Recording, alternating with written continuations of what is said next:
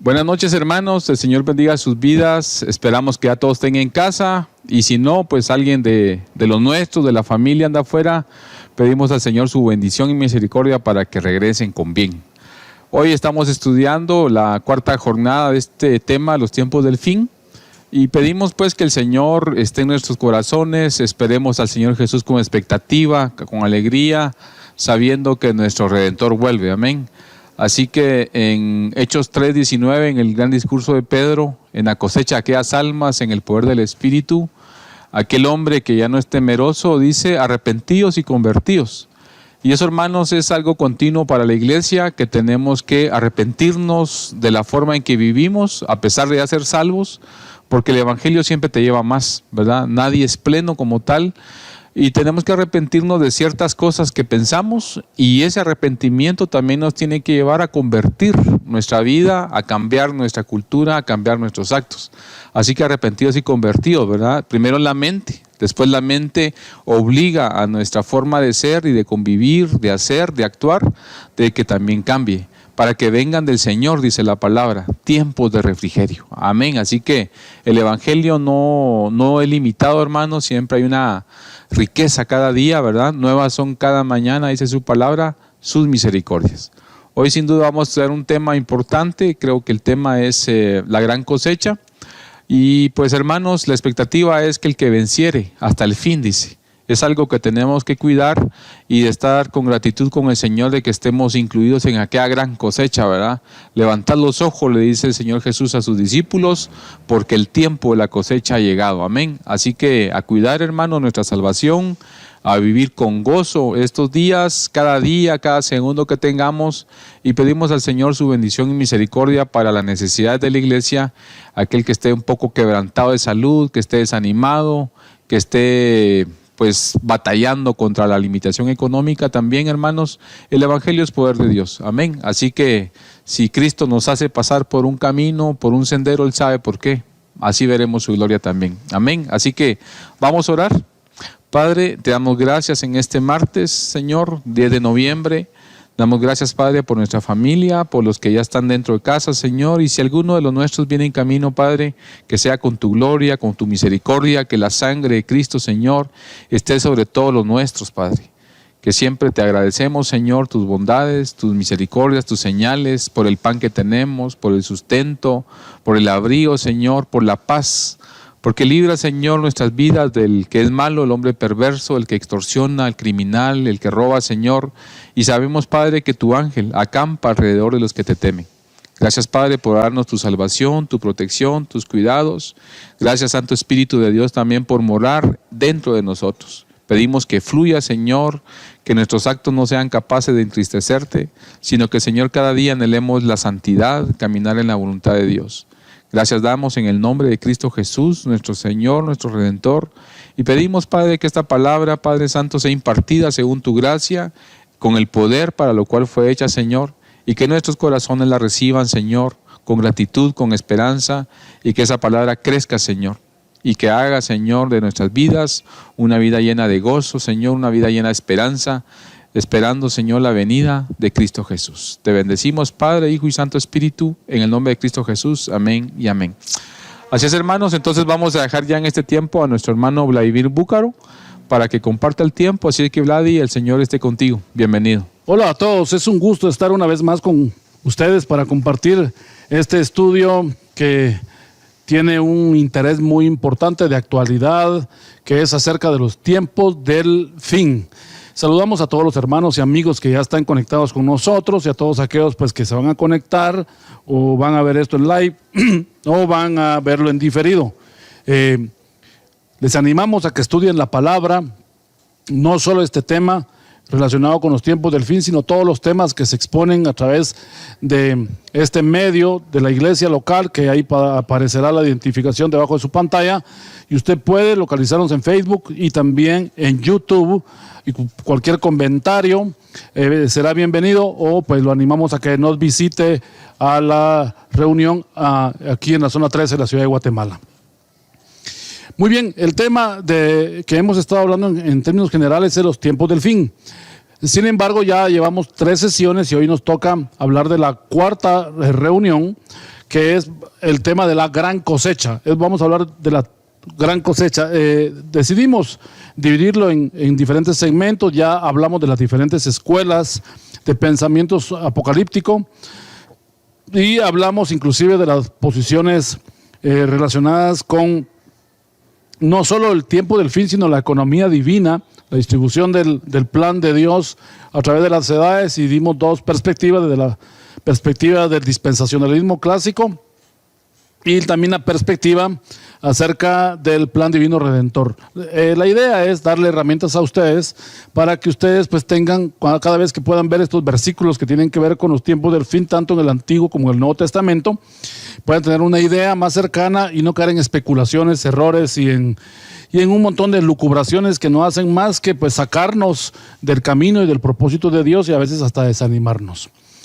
La gran cosecha es un evento que está incluido entre lo que es la sección de los tiempos del fin, o aquel gran día que menciona la Biblia, o el fin no tanto con ese tono dramático y novelístico que muchos le han dado, que el fin es como que todo se va a terminar y aquí va a venir una guerra y un estallido de parte de Dios, ya no necesariamente de una nación contra otra, y esto se va a destruir y va a renacer de nuevo. No es esa perspectiva la que Dios da, porque a final de cuentas Dios, aún queriéndolo hacer, Él podría hacer una nueva creación en nosotros, pero Él ha diseñado un plan que se llama el plan de redención, que viene desde la eternidad hasta la eternidad, el cual tiene pues obviamente un propósito y tiene un sentido de formativo y de enseñanza para todos los hombres en la tierra.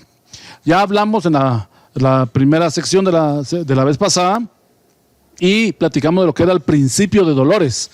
Y el principio de dolores era algo que se comparaba con los dolores de parto de una mujer cuando va a dar a luz, principalmente ya el último día del alumbramiento, no los 9 meses en sí de gestación, sino el día de la angustia, el día que se va a dar a luz. Y es lo que el mismo Señor Jesucristo y el apóstol Pablo también hablan de que estos tiempos angustiosos empezaron ya sobremanera un par de siglos pasados para acá. Y sabemos que esos tiempos en algunos lugares van a acrecentar no solo las guerras, los rumores de guerra, los terremotos, el hambre, las pestes, la mortandad, sino que también va a haber mucho engaño y mucha mentira, porque Jesús así empieza en Mateo 24, mirad que nadie os engañe, habrá mucho engaño, y por eso yo lo animo a usted a que usted haga varias cosas para no ser engañado en su brújula espiritual. Número 1, tiene que abrirle su corazón a Jesucristo para que entre en su corazón, para que usted adquiera la mentalidad de Cristo, el derecho de ser hecho hijo de Dios a través de la confesión, de caminar una vida piadosa. Usted va entonces a ser un creyente nacido de nuevo, bautizándose. Segundo, asistiendo a una congregación cristiana donde le enseñen. Usted se puede conectar a esta página, a la cual invitamos a que usted pueda pues y adherirse también, ¿por qué no decirlo? También poder venir a la iglesia. Pero también la lectura de la palabra de Dios. Debemos de aprender a leer la Biblia, y hay estudios inductivos que a usted le pueden ayudar para que usted pueda tener un crecimiento integral y ordenado de la vida cristiana. Además, las amistades cristianas con las que usted se junte podrán tener devocionales, algún tipo de conversatorio edificativo acerca de la misma, de la palabra. Entonces usted así va a ir creciendo y teniendo actos de piedad y renunciando a esta cultura de inmoralidad que da el mundo, porque básicamente el mundo no es en sí lo físico, que está fuera de las puertas de la iglesia o fuera de su casa, si usted es cristiano, sino que el mundo es un sistema de valores. Todo donde no esté el valor cristiano se considera un lugar donde está el mundo prevaleciendo. Entonces vimos los dolores y las angustias, y el principio de dolores, que era lo que anunciaba que se abría la puerta a los eventos. Todos los tiempos de la historia, dijimos en la reunión pasada, ha habido eventos catastróficos terribles en todo el mundo, probablemente desde el siglo pasado y un poco de inicios del siglo XIX. empezó a haber la comunicación, los teléfonos, los telégrafos, la imprenta. Bueno, la imprenta viene del siglo XVI, pero empezó a haber los medios de comunicación y la difusión, y eso hizo que el mundo entonces estuviera más cercano de lo que uno pensaba que estaba lejos. Ahora tenemos nosotros acceso a hablar con alguien en Japón y en los lugares recógnitos del mundo a través de las redes satelitales y todo eso, y usted puede estar en un segundo en el otro lado del mundo, no físicamente, pero sí conectado, hablando con alguien que esté en ese lugar. Así es como se ha dado a conocer los grandes embates que ha estado viviendo, y por qué no decirlo, que está viviendo ahorita nuestra Latinoamérica, en especial Centroamérica, y nuestros países Guatemala, Honduras y Nicaragua, poco Belice, que han sido afectados por esta tormenta ETA, que se volvió una depresión tropical que ya está saliendo afortunadamente, gracias a Dios, de nuestro país, pero que ha dejado secuelas tremendas. También estamos viviendo la famosa pandemia, una peste que se ha dado en el mundo y de la cual todavía estamos inmersos en ella. Nunca pensamos que las pestes solo las íbamos a leer como un pasado o como un juicio que venía en el futuro. Nunca pensamos de que íbamos a vivir y íbamos a ser protagonistas de una peste. Nosotros podemos decir que somos una generación que ya tenemos esa experiencia de haber vivido un tiempo angustioso. Ahora, en la gran cosecha, es el segundo tiempo que queremos nosotros estudiar en esta oportunidad, ya en la siguiente sesión, a la cual le invitamos de antemano para que no se la pierda. Vamos a estar hablando acerca de la gran tribulación, y ahí van los elementos importantes de la gran tribulación: el rapto o el arrebatamiento, luego el milenio y todo ese tipo de situaciones, el anticristo, el falso profeta y los juicios que vendrán en esos tiempos sobre la tierra. Vamos a tomar una perspectiva dispensacional, que es la que creemos, a pesar de que pues sabemos que hay algunas cosas de un poquito sin fundamento del dispensacionalismo, pero realmente sí estamos de acuerdo con mucho de la línea del tiempo. La gran cosecha, Mateo capítulo 24, versículo 14. Jesús dijo: y será predicado, esto lo está diciendo Jesús en un contexto de un tema sobre los tiempos futuros, y será predicado este evangelio del reino en todo el mundo para testimonio a todas las naciones, y entonces vendrá el fin. Alguien ha dicho: no ha empezado a predicarse ese evangelio porque es el evangelio del reino, y yo quiero decirle que sí, efectivamente el rey ya nació en la tierra, nuestro Señor Jesucristo, y se fue. Está gobernando desde otra dimensión y gobierna nuestros corazones también por la fe. Pero este evangelio bendito está siendo anunciado y esparcido en todo el mundo. No estamos seguros, porque aquí dice que hasta que se dé testimonio a todas las naciones y todos le conozcan. Al decir le conozcan, no necesariamente le acepten o lo reconozcan como su Señor y Salvador, sino que sepan de Él. Entonces, hasta que se cumpla todo eso, vendrá el fin. Vamos a estar hablando un poco acerca también de Israel, acerca de cómo el libro de Romanos, el apóstol Pablo habla acerca del tiempo en el que Israel va a conocer al Señor. Pero la predicación del evangelio formalmente nació, en los círculos católicos, principalmente romanos, antes de la Reforma, en el siglo XIV y XV. Hubo vislumbres en los valdenses y algunos grupos apartados de la iglesia romana, establecida católico. Recuerden ustedes que es una palabra que significa universal. Entonces, en ese momento se estaba estableciendo una religión universal, por eso se le llamaba católica romana y apostólica, ¿verdad? En base a Pedro.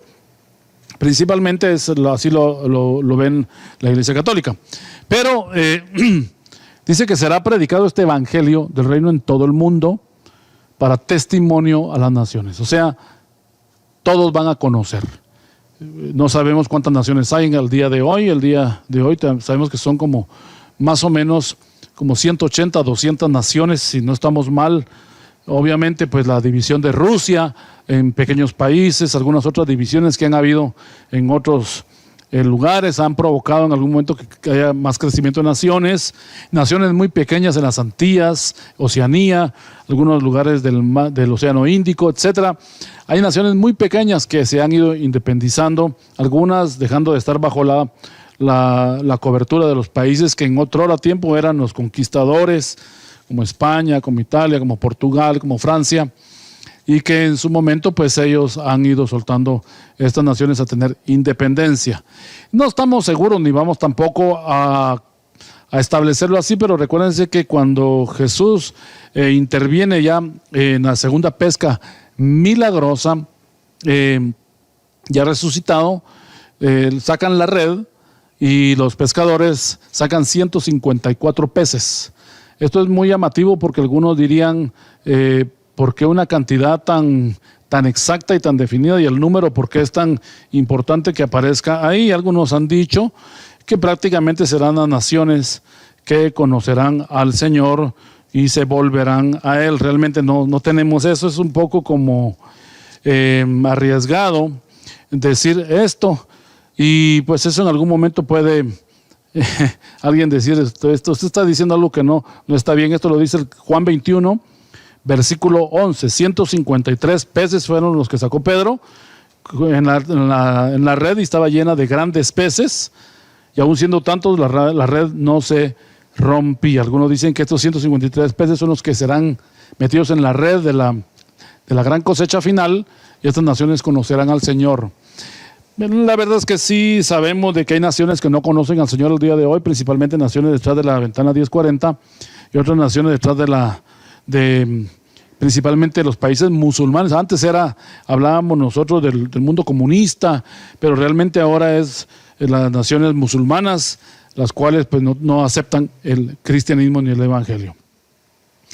El tiempo de la gran cosecha será un tiempo de gran avivamiento. En Estados Unidos empezó en 1902 más o menos, que nació el movimiento allá en Oneida, en Los Ángeles, y un gran avivamiento que trajo una evangelización masiva. Mucha gente conoció al Señor, movimiento que ya venía de Europa, principalmente Inglaterra, Suiza, Holanda y algunos otros países que inicialmente, después de la Reforma, fueron los países que se levantaron con una bandera protestante. Un tiempo de gran avivamiento mundial nació hace mucho tiempo, y es el movimiento que se está dando al día de hoy en todas las naciones. Han nacido muchas iglesias, ha habido crecimiento, los medios, las iglesias cristianas son indudablemente los mayores consumidores de los sistemas de grabación, de amplificación de sonido, de televisión. Es increíble cómo las radios están trasladando los océanos, las montañas y el evangelio está llegando. Acabo de ver un programa en la televisión de un misionero que lleva 40 años en unas de las islas que son pertenencia a Estados Unidos, y ellos están 40 años en esas islas, él llevando la palabra de Dios para que la gente conozca a Cristo, lugares que nadie llegaba. Por eso el campo misionero es un campo bendito, es un campo que hay que sembrar, hay que bendecir, hay que ayudar. Hay dos conceptos sobre las misiones: el concepto de ser misionero, que es irse a otro lado, y el concepto de ser misional. Misional es hablarle a tu próximo, al que está cerca de ti, y poder extenderte con la gente que no conoce al Señor. Pero no todos se van a convertir, obviamente, porque va a haber gente que va a rechazar, pero Dios le va a dar oportunidad a todos para que le conozcan y que este evangelio se dé. Da la impresión de que Dios está dando una oportunidad de gracia al mundo. El Señor no retarda su venida, como algunos lo tienen por tardanza, sino que Él está teniendo misericordia. Algunos dicen: Señor, ven ya.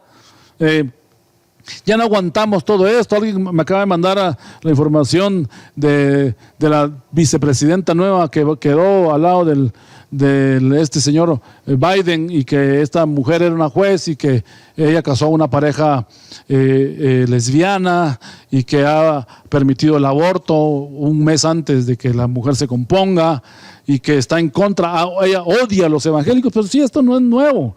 Decir que oremos porque el Señor ya venga, porque quedó una persona que no ama el evangelio. Hermanos, mis amados amigos, detractores del evangelio van a ver en todos lados. Lo que debemos pedir es gracia para ser guardados de ese terrible día, de ser guardados de toda esa interferencia. Pero no debemos esconder lo que ya sabemos que es inminente. Luego de que sea el evangelio predicado a todos los gentiles, que el Señor sabe que serán añadidos a su casa como hijos, y los judíos que también le conozcan y sean añadidos los que Pablo dice que son el remanente, y se haga el Mahanaim de Dios y todos entren por una sola puerta que es Jesucristo. Entonces viene la gran tribulación y vienen los eventos relacionados con el rapto y con los eventos donde el Señor le va a poner fin al pecado, porque fíjense que el tema aquí más importante es ponerle fin al pecado. Y hemos dicho anteriormente que el pecado se manifiesta en dos áreas. Una en el interior de nosotros, que es la naturaleza de pecado, y la otra que es el pecado como un agente externo, una personalidad, una entidad espiritual que representa el mal, al cual es el diablo y todos sus demonios y secuaces. Hablemos un poco de la visitación gentil. De hecho, tanto la iglesia romana como la protestante nacieron de una misma raíz, el judaísmo, aunque en direcciones totalmente opuestas. Cada uno ha tenido la oportunidad de volverse a Dios. En hebreo es la palabra teshuvá, que es volverse o arrepentirse. ¿Volverse de qué? De la idolatría y del paganismo, al único Dios y verdadero. En el libro de los Hechos, capítulo 28, versículo 25 al 28, leemos lo siguiente. Y como no estuvieron de acuerdo entre sí, al retirarse, les dijo Pablo esta palabra. Bien habló el Espíritu Santo por medio del profeta Isaías a nuestros padres diciendo: ve a este pueblo y diles, de oído oiréis y no entenderéis, y viendo veréis y no percibiréis, porque el corazón de este pueblo se ha engrosado, y con los oídos oyeron pesadamente, y sus ojos han cerrado para que no vean con los ojos y oigan con los oídos, y entiendan de corazón y se conviertan, y yo los gane.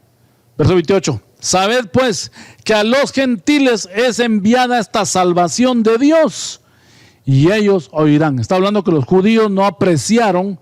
Entonces el Señor, dentro de su plan ya previsto, entonces hace un parteaguas, un parón, y dice ahora le toca también al resto del mundo, a los paganos estos, conocer al Señor. Recordarán ustedes que Jesús habló la parábola de las bodas, de aquellos que fueron convidados e invitados a la celebración de la boda, y todos los invitados no llegaron. Y entonces dice el Señor de la casa: vayan y traigan a toda la gente común de la calle y fórcenlos a que entren a la fiesta de bodas, porque los invitados no quisieron venir. Se estaba refiriendo a Israel, indudablemente, que no quiso como invitado. Ellos en su prepotencia y en su arrogancia de ser los preservadores y guardadores de la palabra se constituyeron como únicos, dejando por un lado sin misericordia al mundo que tuviera oportunidad. Por eso los profetas, principalmente los profetas menores del Antiguo Testamento, acusan, y Malaquías, que es el último, los acusa severamente, porque les dice que ellos se han olvidado a Dios, han pensado solo en ellos y no han incluido al resto de las naciones. Sabed pues, dice este verso 28 de este capítulo 28 de Hechos que estamos leyendo, lo repito: sabed pues que a los gentiles. ¿Quién es un gentil? La palabra gentil es un no judío, un pagano, una persona que es idólatra, una persona que no conoce a Dios. Es enviada esta salvación de Dios, y ellos oirán. Bendita palabra, mis amados hermanos, porque a raíz de esto nosotros hemos sido incluidos. Si usted no es judío de nacionalidad por su mamá, en su sangre, y usted es un gentil, aunque algunos andan diciendo que pues hay un remanente, ¿verdad?, de la tribu de Efraín que andan por ahí, o somos de las tribus perdidas que en la dispersión en Samaria se disgregaron en todo el mundo, y usted puede ser uno de los que, oiga, hay tantas cosas que hablan los mesiánicos y toda esta gente pro Israel con su doctrina cristiana, judía, difícil, andan pregonando. Pero ahora vemos entonces la apertura para que el mundo gentil se incorpore a ser partícipe de la herencia espiritual preparada, primero para Israel y luego para los no judíos. Después de la experiencia de Cornelio, recordará usted, aquel centurión romano, que él no era judío, sino era un piadoso y temeroso del Dios hebreo, lo dice Hechos capítulo 10, verso 2. No lo busquen, solo ténganlo como referencia. Leamos, si quiere, vamos a, tal vez si quiere, leamos, sí, pero pongámosle sentido, porque no, la verdad que sí hay algo que aprender ahí, de Cornelio. Bueno, mejor no digo, no lo leamos, leámoslo. Verso 9 al 16. Al día siguiente, mientras ellos iban por el camino y se acercaban a la ciudad, Pedro subió a la azotea para orar. cerca de la hora sexta y tuvo gran hambre y quiso comer. Pero mientras le preparaban algo, le sobrevino un éxtasis y vio el cielo abierto y que descendía algo semejante a un gran lienzo que atado de las 4 puntas era bajado a la tierra, en el cual había de todos los cuadrúpedos terrestres y reptiles y aves del cielo. Y le vino una voz: levántate, Pedro, mata y come. Entonces Pedro dijo: Señor, no, porque ninguna cosa común e inmunda he comido jamás. Volvió la voz a la segunda vez, diciéndole: lo que Dios limpió no lo llames tú común. Esto lo hizo 3 veces Pedro, y aquel lienzo volvió a ser recogido en el cielo. Ya vemos acá entonces que aquí estaba hablando de los no judíos, ¿verdad? Los gentiles que eran como animales inmundos. Ya había sido profetizado prácticamente sobre la impartición de la gracia y el reino a los no judíos. Ahora hablemos un poco de Israel. Israel será restaurado, ya lo hemos dicho, no a la usanza del pregón del dispensacionalismo clásico, que dice que Israel será restaurado aparte, sin la salvación a través de Cristo. Sabemos que eso no es así. Muy bien, ¿qué va a pasar con Israel? Israel desechó a su Mesías, no conoció el día de su visitación. Estoy hablando de la religión, porque hubo muchos que, de hecho la Biblia está, los padres de la iglesia primitiva fueron judíos, pero muchos gentiles recibieron con gozo el mensaje. Pablo dice, digo pues, en Hebreos 11:11, digo pues, ¿han tropezado los de Israel para que cayesen? En ninguna manera, pero por su transgresión vino la salvación a los gentiles para provocarles a celos. El Señor no va a permitir que, por lo menos de este reloj bíblico, que sucedan los eventos finales hasta que todos los gentiles conocidos por Dios en su presciencia, o sea, su conocimiento anticipado, lleguen a completar el número por él predeterminado. Romanos 11, 25 al 27 dice así: porque no quiero, hermanos, que ignoréis este misterio, para que no seáis arrogantes en cuanto a vosotros mismos, que ha acontecido a Israel endurecimiento en parte, hasta que haya entrado en la plenitud de los gentiles. Bueno, entonces tienen que ser salvos muchos gentiles, mucha gente. Obviamente sabemos que en la gran tribulación, en el milenio, muchos también van a conocer al Señor. Pero estamos hablando de toda esta gente previo a todos estos eventos que van a ser conocedores y partícipes de la herencia eterna. Y luego todo Israel será salvo, dice. Primero la plenitud de los gentiles y luego todo Israel será salvo, como está escrito: vendrá de Sión el libertador, que apartará de Jacob la impiedad, y este será mi pacto con ellos cuando yo quite sus pecados. Interesante. Esto para un gentil no tiene mucho sentido, pero para un judío, aquí es la plenitud del Yom Kippur, o la fiesta de la expiación. Porque en la fiesta de expiación se mataba un becerro, un macho cabrío, una vez al año, y el sacerdote le imponía las manos en representación de que en él habían sido puestas todos los pecados de Israel, y él se las transfería espiritualmente al animal. Luego estaba el animal por Azazel, que se soltaba y después se mataba, se despeñaba, y luego estaba el que se mataba en ese momento, en el gran día de la expiación. Se tomaba su sangre, se entraba al lugar santísimo y se derramaba en la tapadera o el propiciatorio con los 2 querubines, y la gloria, la presencia de Dios descendía y lamía la cubierta, y entonces ya podía salir el sacerdote, porque el Señor había perdonado los pecados. Se oían las campanitas que sonaban, y entonces la gente, al oír las campanitas, se llenaba de alegría porque estaba vivo el sacerdote. Algunas veces él estaba mal, el sacerdote que entraba, el sumo sacerdote que entraba de la orden de Aarón una vez al año, no salía porque entraba en pecado. Entonces él moría, y entonces el pueblo se consternaba porque otro año más sin expiación. Ahora ya ellos ya van a tener entendimiento de que el Señor va a quitar sus pecados, como dice aquí el verso 27 de Romanos 11. El Señor va a quitar el pecado de Israel. Esto estamos hablando de lo que es el pecado, que tenían año con año que expiarlo. Ellos van a comprender que hay un cordero que murió, como dice Hebreos, una vez para siempre, para expiar todos los pecados del mundo. Y si usted tiene pecados, mi amado hermano o amigo, o yo también, ahí sí que incluyámonos todos, porque pecados cometemos. Pero Si hay pecados, digámosle: Señor, aquí estoy delante de ti. Él es fiel y justo para perdonar nuestros pecados y librarnos de toda maldad. Le animo a que usted le confiese al Señor sus pecados, que busque un lugar, se aparte, le diga: Señor, he hecho esto, tu sangre me limpie, perdóname. Hay consecuencias, indudablemente hay consecuencias. ¿Va a llevar algún castigo, una disciplina a usted? Claro que sí, pero usted va a ser encontrado y hallado por el Señor arreglado. Ahora definamos unos puntos importantes en este momento, hablando de Israel y la iglesia. Primero, Israel tropezó, pero se va a volver a levantar como hijo del pacto.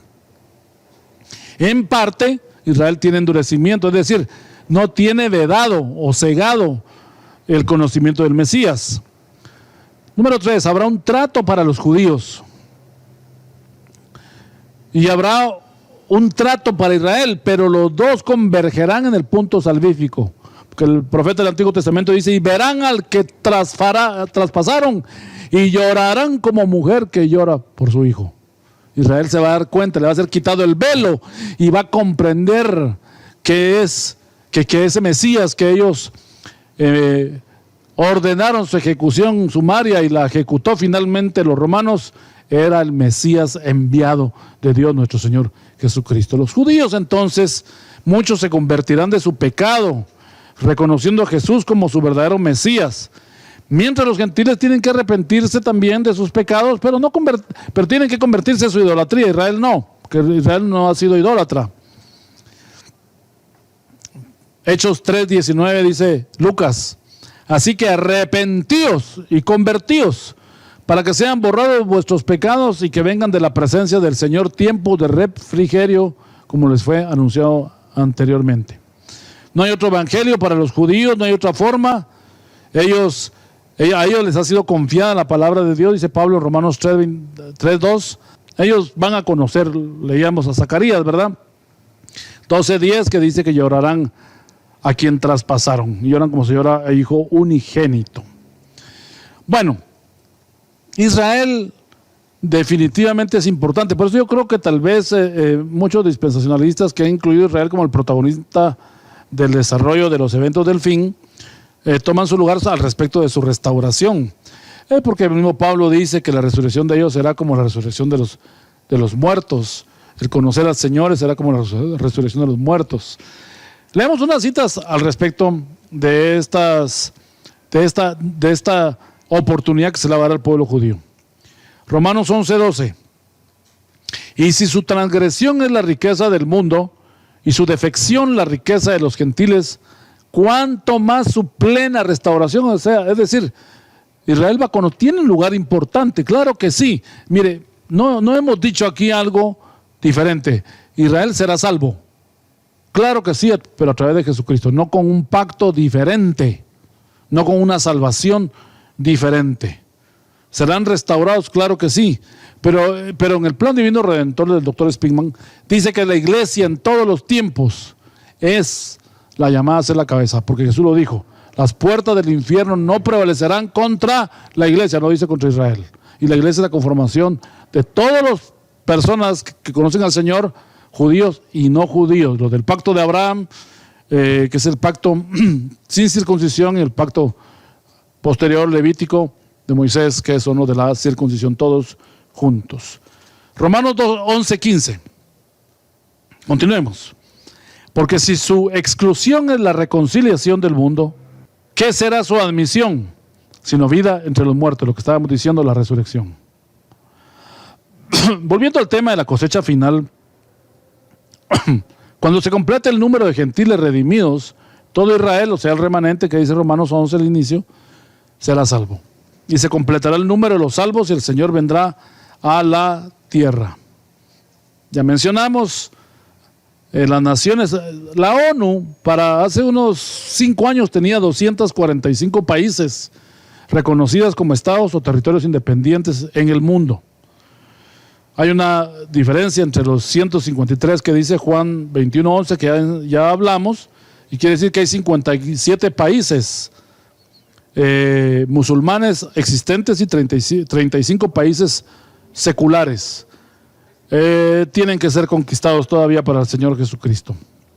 No tenemos total certeza de estos números en cuanto a los peces, pero sí sabemos que muchos van a conocer este bendito evangelio. Y bueno, ya dijimos el misterio famoso que menciona Pablo en Efesios, que en esta cosecha final, judíos y no judíos, nos vamos a unir. Torah con gracia. ¿Cómo puede ser eso? La ley con la gracia juntas, casándose, caminando en amistad. Ese es el Mahanaim de Dios que dice el libro de Cantares. La reunión de dos campamentos estarán juntos. Leamos Efesios capítulo 2, versículo 14 al 16, un poco acerca de este pensamiento que nos da Pablo acerca de la unión de estas dos benditas naciones, que no solo son territoriales, sino naciones pues diseminadas en todo el mundo. Dice así Efesios 2: Él es nuestra paz, que de ambos pueblos hizo uno, derribando la pared intermedia de separación, aboliendo en su carne las enemistades, la ley de los mandamientos expresados en ordenanzas, para crear en sí mismo de los dos, o sea, judíos y gentiles, un solo y nuevo hombre, haciendo la paz, y mediante la cruz reconciliar con Dios a ambos en un solo cuerpo. Escuche bien, en un solo cuerpo, la iglesia, matando en ella las enemistades. Muy contundente lo que dice aquí Efesios. De los dos pueblos va a haber uno. Aquí no se trata de quién va a ceder a quién, a qué cosas, qué negociación. Es el Espíritu. Dice Efesios 4, unidos en el Espíritu mediante el vínculo de la paz. Para el judío actual esto es imposible, porque no puede haber fusión entre dos entidades que piensan muy diferentes.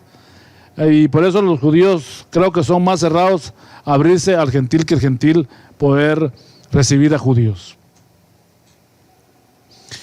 La restauración de Israel. Hablemos un poco del tema de la tierra. La tierra de Israel. Estoy hablando Eretz Israel, la tierra física. Ya mencionamos la famosa palabra de Mahanaim, que se encuentra en Génesis 32, del 1 al 2. Dice: Jacob siguió su camino y le salieron al encuentro ángeles de Dios. Y dijo Jacob cuando los vio: campamento de Dios es este, y llamó el nombre de aquel lugar Mahanaim. Entendido aquí dos campamentos. Y ya Salomón lo explica en Cantares 6:4. Vuélvete, vuélvete, oh Sulamita, vuélvete, vuélvete y te miraremos. ¿Qué veréis en la Sulamita? Algo como la reunión de dos campamentos, un Mahanaim. El Mahanaim representa el lugar donde las 12 tribus se volverán a reunir, como lugar donde las dos ramas, la natural que es Israel y de la que nació, fue injertada en medio de ellas, que es la iglesia gentil, se unirán al tronco del olivo que es nuestro Señor Jesucristo y la bendita Trinidad. Esto parece ser imposible. Suena como, no, esto no es lo que nosotros esperaríamos. Pero realmente Ezequiel 37, del verso 21 al 28, nos da una ampliación de este pensamiento sobre esto que va a suceder.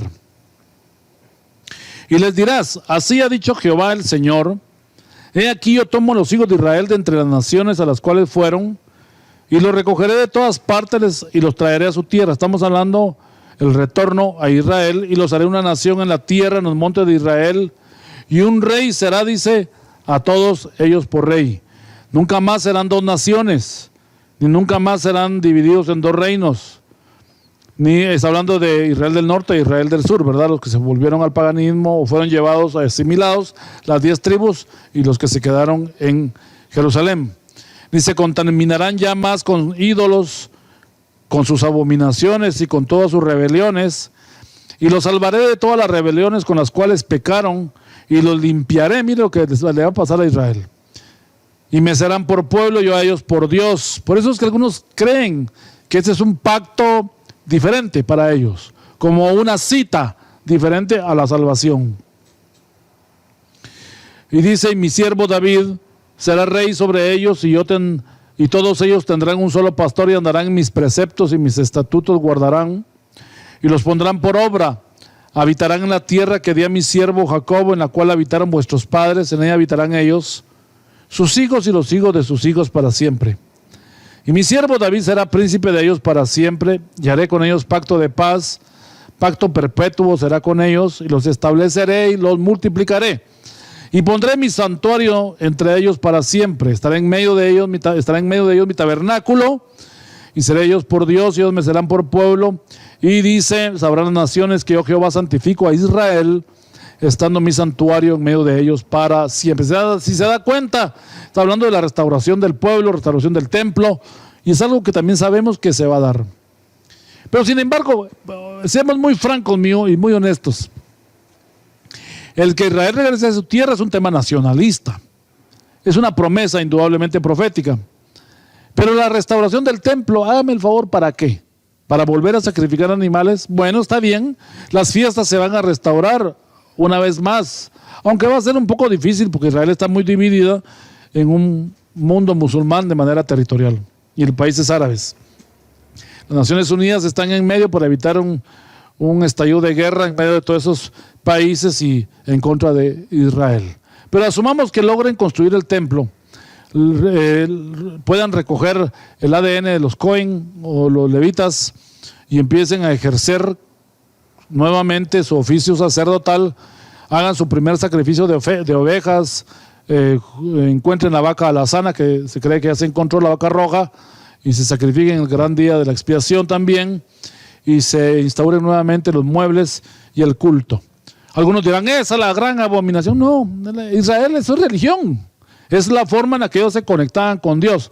Pero ¿qué pasaría si que cada vez que se acercaran a uno de los muebles tuvieran una revelación de Jesucristo? Que al final de cuentas entendemos que Jesucristo es una revelación de cada uno de los muebles del tabernáculo. Desde la entrada al altar del holocausto, el lavacro, la fuente de bronce, usted sabe que ahí hay cosas preciosas. El altar, ¿verdad?, donde se pueden ellos limpiar y luego entrar, el altar del holocausto, todo lo demás, entrar al lugar santo, y usted sabe los muebles que están ahí, hasta llegar al arca del pacto.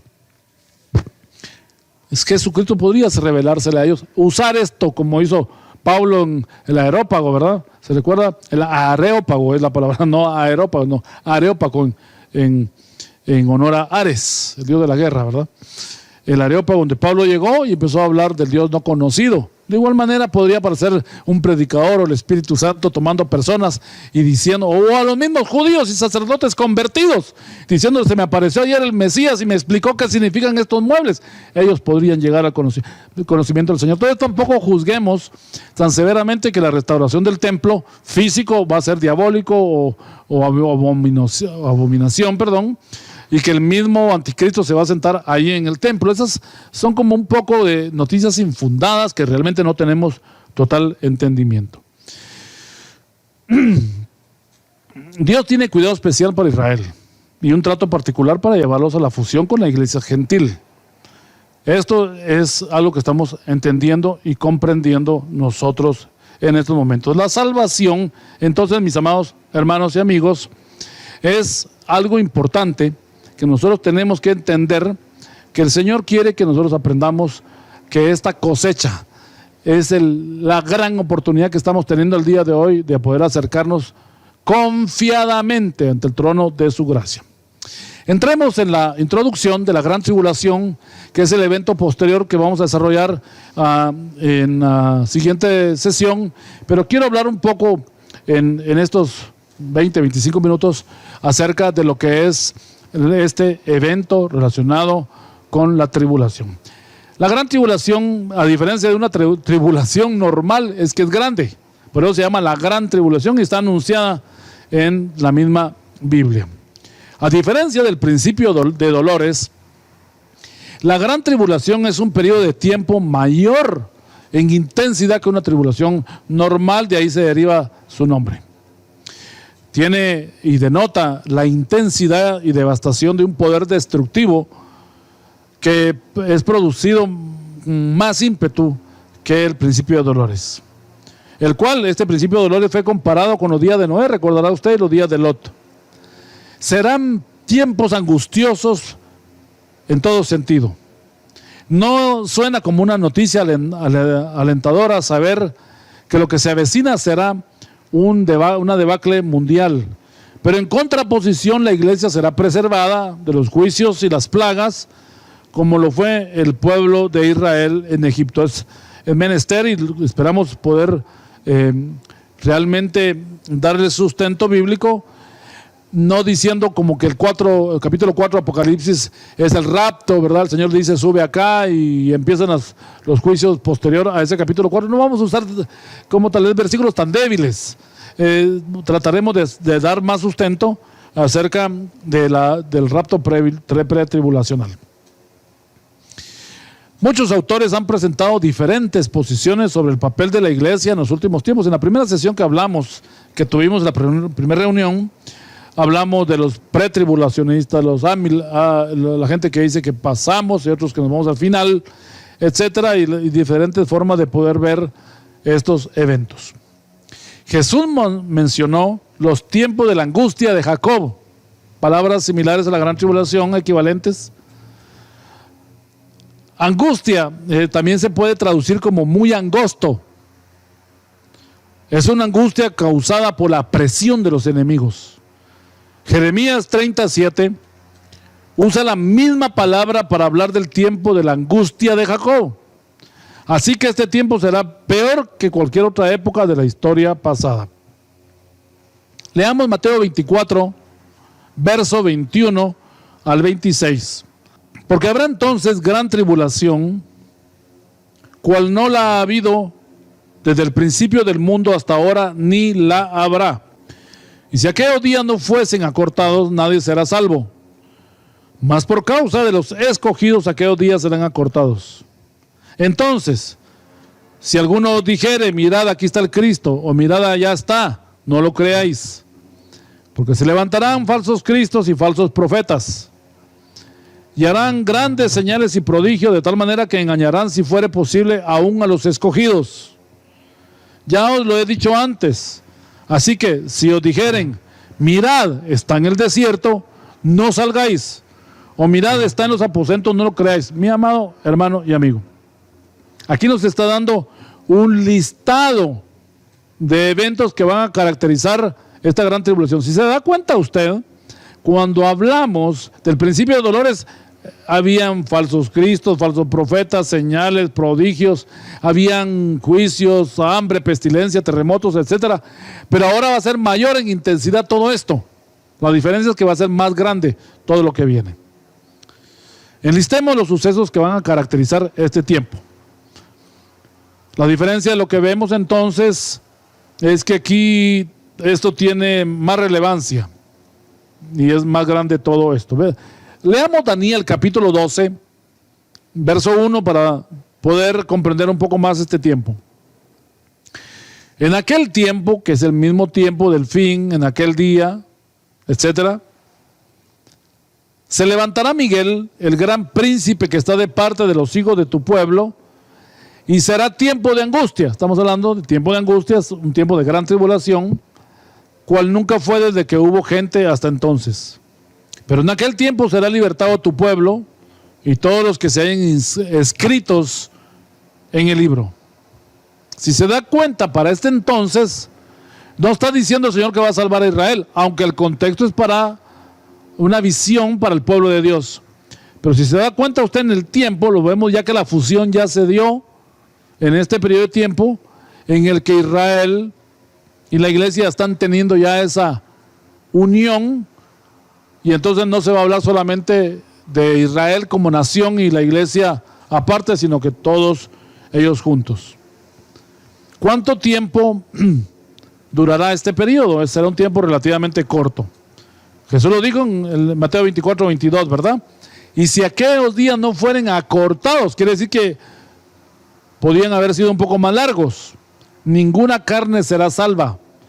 Mas por causa de los escogidos, aquellos días serán acortados. Interesante es que Dios sabe hasta dónde llega el límite de fe del creyente. Y no herirá más de lo que se pueda soportar, ni presionará más de donde nosotros podamos realmente resistir. Obvio, se incluyen también desastres, plagas, ya lo dijimos. Ha habido 45 terremotos del tercer siglo hasta hoy y van a aumentar hasta el tiempo final. De hecho, algunos creen que está pronosticado un gran terremoto en el final de los tiempos que pasará por California y dividirá en dos Centroamérica, desaparecerá en algunos países, es lo que se ha dicho en mención de los eventos del fin y un tono un poquito también apocalíptico. Esto sí, definitivamente no deja de llamarnos la atención y pues yo creo que sí es importante que nosotros tengamos en cuenta las cosas que vendrán. Específicamente comenzará toda esta gran tribulación con una proclamación mundial de paz y seguridad entre las naciones antagónicas, las religiones antagónicas. Esto ha sido profetizado en 1 Tesalonicenses capítulo 5 versículo 3 y luego ya más concretamente con la destrucción de Babilonia la grande, la cual nosotros ya sabemos que aparece en la Biblia. Babilonia la grande no es necesariamente un pueblo como tal, porque Babilonia sería como Irak, sino que está hablando de Babilonia como un sistema antidios, un imperio mundial de la religión, el cual, por supuesto, una religión engañosa y falsa, diabólica, que vendrá a unir a todo el mundo. Y esto lo encontramos en Apocalipsis capítulo 17.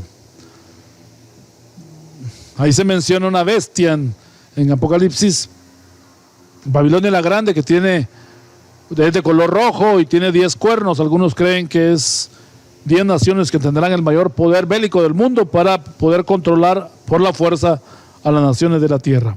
Es una perspectiva un poco armamentista, no estamos seguros de eso totalmente.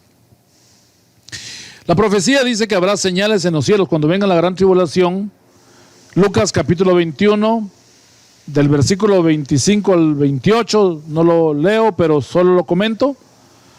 El fin es que serán interpretadas para los cristianos como señales de su salvación y por la gente malvada como terror y angustia, para algunos salvos y otros destrucción. La iglesia, ¿qué rol juega en todo esto? La iglesia no será tomada por sorpresa, ya lo mencionamos, será percibida, será alertada de lo que viene. Por eso se nos llama a que seamos sobrios y estemos orando sin cesar, pendientes de lo que viene en este tiempo final. Es importante que entendamos nosotros que el centro de la profecía de lo que viene está relacionado específicamente con Jesucristo. Es que debemos decir esto así, porque muchas veces, a veces nosotros tomamos otras fuentes para poder respaldar los conceptos apocalípticos. Y sabemos nosotros que la segunda venida del Señor Jesucristo vendrá con sus ángeles, dice Mateo 24:30, para proteger a los cristianos que en esa época serán perseguidos después de los portentos presagiados en los tiempos. Hay dos fuentes en la misma Biblia que nos presentan a nosotros información sobre lo que es la gran tribulación en sí. Apocalipsis capítulo 7, versículo 13 al 14 es el Apocalipsis a través de Juan, el Espíritu a través de Juan en el Apocalipsis, que nos habla acerca de la gran tribulación. Leamos Apocalipsis 7 del 13 al 14. Entonces uno de los ancianos habló diciéndome: estos que están vestidos de ropas blancas, ¿quiénes son y de dónde han venido? Yo le dije: Señor, tú lo sabes. Y él me dijo: estos son los que han salido de la gran tribulación y han lavado sus ropas y las han emblanquecido en la sangre del Cordero. Esto es lo que entendemos que dice Juan en Apocalipsis. Han salido de la gran tribulación y han lavado sus ropas y han emblanquecido sus ropas en la sangre del Cordero. Veamos qué dice Pablo sobre la gran tribulación. En 1 Tesalonicenses capítulo 1, versículos 6 al 9, leemos: de hecho es justo delante de Dios retribuir con aflicción a los que os afligen y retribuir con descanso junto con nosotros a vosotros que sois afligidos, Esto sucederá cuando el Señor Jesús con sus poderosos ángeles se manifieste desde el cielo en llama de fuego para dar retribución a los que no han conocido a Dios y a los que no obedecen el evangelio de nuestro Señor Jesucristo. Ellos serán castigados con eterna perdición, excluidos de la presencia de Dios y de la gloria de su poder. Hagamos un alto acá y resumamos algo importante. La gran tribulación está cronometrada, está establecida. Algunos le llaman la última, otros le llaman la otra semana de Daniel, de las 70 semanas de Daniel. Esta última semana, que será una semana de años, serán 7 años duros, dentro de los cuales se darán todos los eventos relacionados con lo que viene. Mucho el calendario entendemos nosotros que son años que vendrán de mucha tribulación y angustia, pero luego se desatará el poder del enemigo y una persecución contra la iglesia. Déjame decirle algo importante. Independientemente de la posición que usted tenga acerca de los temas de los eventos del fin que vienen, la pregunta, por eso decidí hacer este parón, la pregunta es: ¿dónde está usted? La pregunta es: ¿está usted seguro de su salvación? ¿Le ha entregado su vida a Jesucristo? ¿Camina usted perseverando en el Señor? ¿O si ha hecho su decisión por Cristo, se ha apartado de Él y no ha dado frutos dignos de misericordia, de esta nueva vida, y necesita volverse al Señor?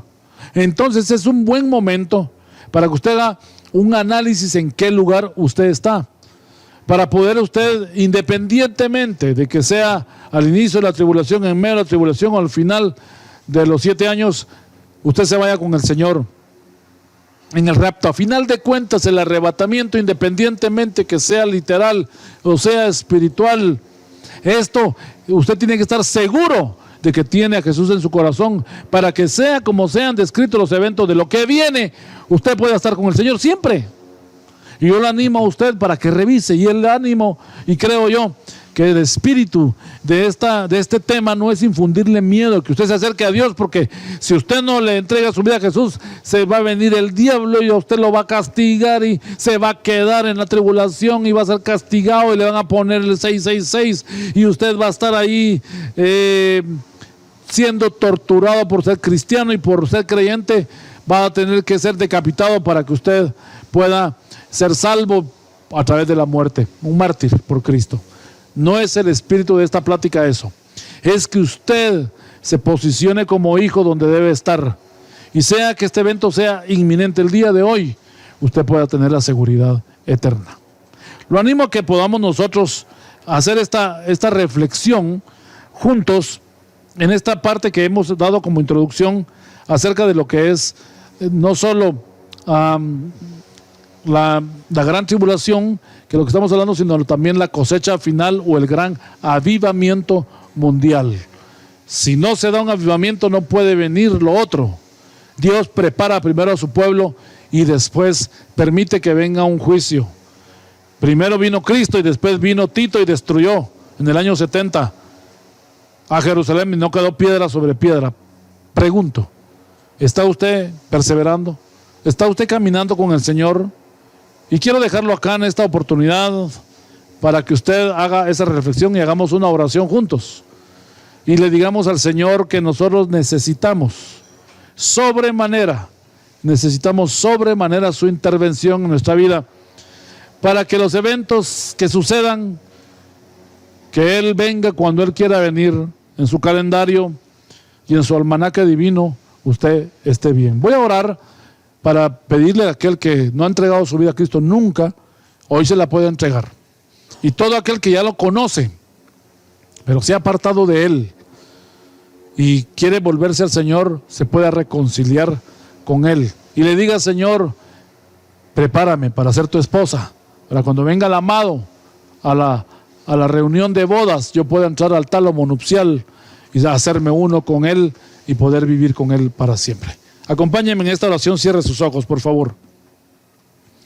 Señor Jesús, te pido en esta oportunidad por todos aquellos que no te conocen, que están conectados a través de este programa, a través de esta serie, en este canal, en la iglesia local, Señor.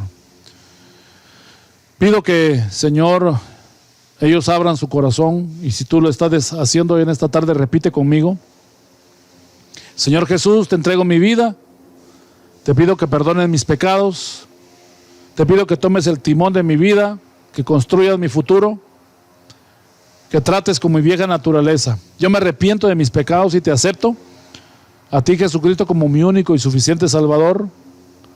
Enséñame a caminar contigo, a responder a tu palabra, a la Biblia, a vivir en la vida en la comunidad, en la iglesia, y a pesar de todo lo que venga, tú vas a ser mi ayudador. Escribe mi nombre en el libro de la vida, y sea que viva o muera, me voy contigo, Señor, porque soy tu hijo. Te acepto como mi Señor. Y si tú te quieres reconciliar hoy con el Señor y decirle: Señor, te he conocido, esta oración la he hecho hace tiempo, pero no he caminado como debo, hoy me arrepiento de eso y me reconcilio contigo. Repite conmigo: Señor Jesús, yo ya te he aceptado como mi Señor y Salvador, me he alejado de ti, he vivido mi propia vida, pero hoy me arrepiento, me vuelvo a ti, con un corazón humilde, en obediencia. Te pido que vuelvas a escribir mi nombre en el libro de la vida, que me des una nueva oportunidad, que la sangre de Cristo limpie todos mis pecados y tu buen espíritu me ayude a caminar en santidad nuevamente. Yo te pido, Señor, que tu gracia esté conmigo y me ayude. En el nombre de Jesús oramos. Amén.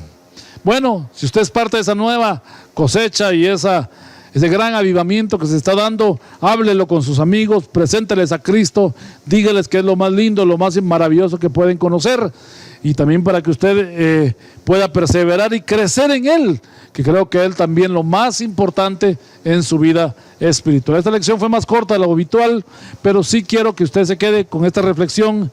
En la siguiente vamos a entrar ya de lleno a hablar de todos los elementos que forman parte de la gran tribulación y de lo que es el fin de todos los tiempos, y animarlo para que usted pueda acercarse al Señor y saber que si viene Él mañana, usted se va con Él. Hasta la próxima. Dios le bendiga ricamente. Amén. Iglesia de Cristo, hemos escuchado este tema entonces, la gran cosecha, y ya la introducción, una buena parte ya de la gran tribulación. Y hermanos, la Escritura da indicios de que Dios va a cuidar a su pueblo, ¿verdad? De que van a haber tiempos de angustia también. Pero un padre natural, cuando ve que su hijo está sufriendo, que está siendo acosado, que está siendo afectado por alguna situación, el padre o la madre natural, lo que hacemos es tratar de proteger a nuestros hijos, del que le pueda estar haciendo algún daño, el que pueda estar siendo afectado en su mente, en su espíritu, en su ser, ¿verdad? El padre llega, al saber, llega y lo protege. Y nosotros, dice la Escritura, que siendo padres malos, ¿verdad?, sabemos dar buenas dávidas a nuestros hijos. Y el Señor Jesús, nuestro Señor, dice una frase maravillosa que dice: cuánto más vuestro Padre Celestial os dará a ustedes. Así que, hermanos, en los tiempos de angustia, los tiempos de tribulación, sabemos que Dios tendrá un cuidado especial para la iglesia. Amén. Esa es la esperanza que tenemos, sabiendo que las cosas se van a complicar, que vienen tiempos de juicio, tiempos de ira, las copas de la ira del Señor. Pero pedimos a Dios su misericordia y que las promesas de Dios se cumplan sobre su iglesia. Amén. Así que la iglesia lo espera con expectativa. Tenemos que enseñar a nuestros hijos de que esperen al Señor con alegría, con gozo, ¿verdad? Nuestro Señor viene a reclamar lo que es su iglesia y nosotros somos parte de ello. Así que, amados hermanos, el Señor les bendiga, que este tema haya sido de gran bendición para sus vidas, y los motivamos a que no deje de orar, no deje de leer la Escritura, no deje de encomendarse, que esa porción de la palabra que el Señor dijo, bienaventurado, y bienaventurado, hermano, es 2 veces dichoso, doblemente. Bienaventurados los pobres en espíritu, aquellos que reconocen que para levantarse necesitamos a Dios, de que si nos estamos levantando es porque Dios puso su espíritu permanece, puso la fuerza, puso la salud para nosotros. Hay que hacer en la casa, hay que hacer afuera, hay que producir. Entonces a cada momento tenemos que preguntarle al Señor, guíame, no quiero hacerlo con mi voluntad. Y esos son los bienaventurados, los pobres en espíritu, porque necesitamos en todos nuestros tiempos, en nuestros pasos, en nuestros actos, decirle al Señor que Él guíe nuestros pasos. Amén. Así que también la promesa final de bienaventurados los pobres en espíritu, porque de ellos es el reino de los cielos. Amén. Y el reino de los cielos, hermanos, es Cristo, es su palabra, es el Espíritu. La iglesia ya vive dentro de ese reino. Amén. El Señor Jesús dijo, Padre, yo no te pido que los quite del mundo, sino que los guardes. Así que nosotros estamos dentro del reino de Dios, hermanos, guardados dentro de este mundo natural. Amén. Así que en el nombre de Cristo los bendigo, que estén con bien.